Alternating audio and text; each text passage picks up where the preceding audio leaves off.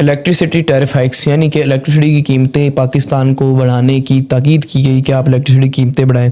Obviously जब आप electricity की कीमतें बढ़ाएंगे तो एक तो सबसे ज़्यादा उससे फ़ायदा होगा कि नहीं आईपीपीज़ को, वो आईपीपीज़ जो पाकिस्तान का 2.1 खरब हर साल खा जाते हैं विदाउट प्रोड्यूसिंग एनीथिंग।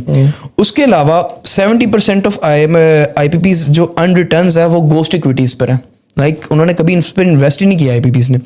अब इससे ये होगा कि जब आईपीपीज़ को फ़ायदा होगा और आवाम को नुकसान होगा तो आवाम जाएगी सोलर की तरफ कि हम सोलर लगाएं।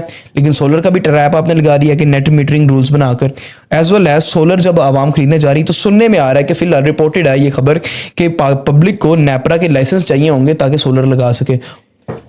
अच्छा, इसमें ये बात देखी जाए ना तो मेरे ख्याल में जो गरीब बंदा है ना, ठीक है, वो कितना को पाकिस्तान की जो मिनिमम वेज है वो कितनी है? 37,000, ठीक है। उसमें आप ज़्यादा ही बता रहे हैं आप, 37,000 है। उसमें मेरा ये कहना है कि उसमें आप सोलर पैनल खरीद सकते हैं। सोलर पे पैनल खरीद सकते हैं। अगर कोई पैसे इकट्ठे करके खरीद भी ले तो उसके ऊपर भी टैक्स है, उसके ऊपर भी ग्रिड मार्केट, उसके ऊपर भी ग्रिड मीटरिंग है।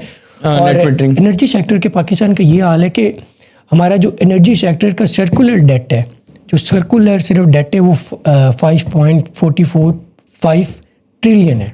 गॉड डैम, ये सर्कुलर डेट हमारा एनर्जी सेक्टर का है, ठीक है। और इसको कम करने के लिए हमारा हक बनता था कि हम कुछ इस तरह करके इंसेंटिव देते, हम कुछ ऐसा करते कि यार कम से कम जो एक एनर्जी सर्कुलर डेट है जो हम अभी पिस रहे हैं, इलेक्ट्रिसिटी की प्राइसेस कहाँ पर चलेगी, गैस की प्राइसेस कहाँ पर चलेगी, पेट्रोल की प्राइसेस कहाँ पर चलेगी, इसको किसी तरह टैप डाउन करते हैं। लेकिन नहीं, अब इसके ऊपर भी इवैल्यूएशन के मुताबिक जब दोबारा से प्राइस हाइकिंग होंगी तो जो 10,000 का बिल है वो 22,000 में बदल जाएगा।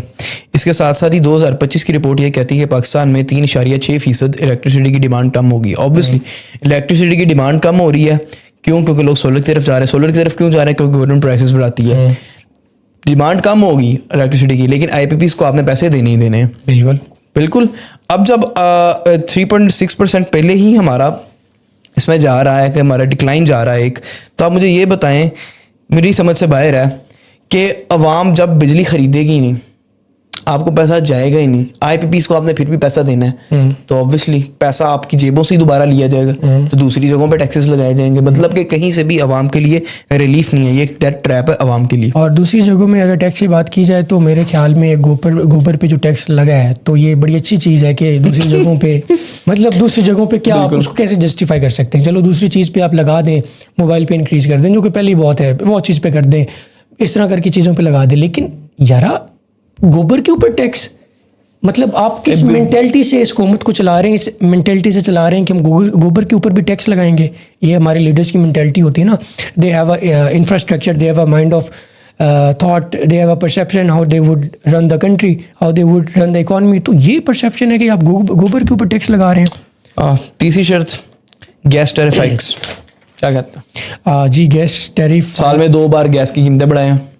जी, इस पे मैं आपको एक बात बताता चलूँ साथ साथ कि पाकिस्तान की जो एनर्जी सेक्टर है, जो हमारा जिससे इलेक्ट्रिसिटी प्रोड्यूस होती है, वो ज़्यादातर डिपेंडेंट है गैस के ऊपर, LNG, जी, लिक्विफाइड नेचुरल गैस।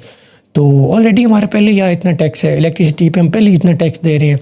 हैरानगी की बात है कि IMF ने जो 11 कंडीशन रखी उसमें ये कंडीशन भी रख दी कि जो आपने पिछला हमसे मुआहदा किया था कि हम गैस प्राइसेस को इंक्रीज़ करेंगे, हम इलेक्ट्रिसिटी प्राइसेस को इंक्रीज़ करेंगे, इस शराइत में उन्होंने ये शराइत रखी है कि आपने जो पिछला हमसे वादा किया था, जो पिछली शराइत थी, उस शराइत को आपने कायम रखना है।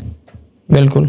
अब देखें ना, अब जब गैस प्राइसेस बढ़ेंगी ऑब्वियसली हमारी इंडस्ट्री इफेक्ट होगी, इससे इंडस्ट्री इफेक्ट होगी तो आई डोंट थिंक सो इस तरह की शराइत के साथ हमारी इंडस्ट्री, बांग्लादेश की, वियतनाम की जो इंडस्ट्रीज़ हैं कभी भी कम्पीट कर पाएगी। चौथी शर्त, किल SEZ एंड STZ इंसेंटिव, यानी कि स्पेशल इंडस्ट्रियल जोन्स, यानी कि ड्यूटी फ्री जोन्स जो हैं, जो गवर्नमेंट लगाती है कि वहाँ पर आप अपने बिजनेस को प्रमोट कर सके, अपनी मैन्युफैक्चरिंग को प्रमोट कर सके, एक जॉब मार्केट खुल सके, क्योंकि उनके ऊपर वहाँ आने वाला माल जो होता है उसके ऊपर ड्यूटीज़ नहीं लगती हैं, उनके इंसेंटिव ख़त्म कर दें। अच्छा, सबसे पहले तो मैं बात करता जाऊँ कि पाकिस्तान के अंदर जो एक हमारा इंडस्ट्री सेक्टर है ना, वो पहले बड़ा वीक है। बिल्कुल, सही बात की जाए, वो इंटरनेशनल मार्केट में जाता है तो वो कम्पीट ही नहीं कर सकता, ठीक है। उसके ऊपर खर्चा ही बहुत हुआ होता है, उसके इलेक्ट्रिसिटी के टायर, पता नहीं क्या क्या चीज़ें उन्होंने लगाई होती हैं, ठीक है।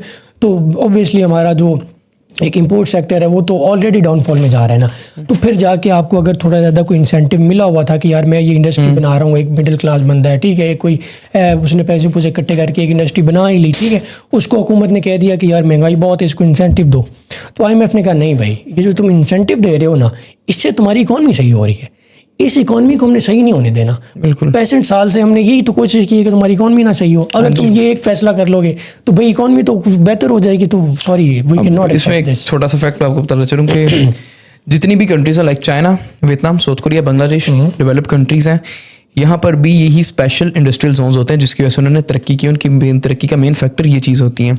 अब इन्हीं के ऊपर इंसेंटिव हटाने को IMF कह रहे हैं, यानी कि तरक्की टाइम है, बाय बाय। अब एक और फैक्ट ये कि इस तरह के शराइत कुछ और ममालिक पे भी लगाएगी। जैसे कि मलेशिया के ऊपर IMF ने एक शर्त लगाई और उसके बाद मलेशिया ने ये शर्त से इनकार किया और उसके बाद मलेशिया को कभी भी IMF से कर्जा लेने की जरूरत नहीं पड़ी। अब जबकि दूसरी तरफ कुछ उस तरह की कंट्रीज हैं लाइक थाईलैंड, उन्होंने मैं ये शर्त मानी थी IMF की और वो उसके बाद उनकी मार्केट क्रैश कर गई।